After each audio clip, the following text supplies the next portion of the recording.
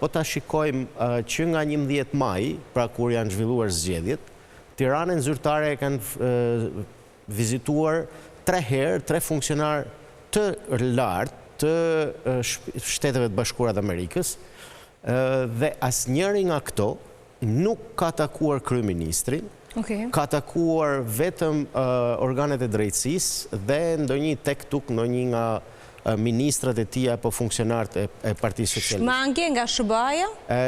Ja, më lejt lutem. Piles në një takim në tetor është takuar ministrja e Brendshme. Me sa jam unë ndjeni, i është kërkuar që të mos të ketë ndërhyrje dhe thika mbas shpinde në atë që do ndodhte më vonë, pra në kjo që po shohim.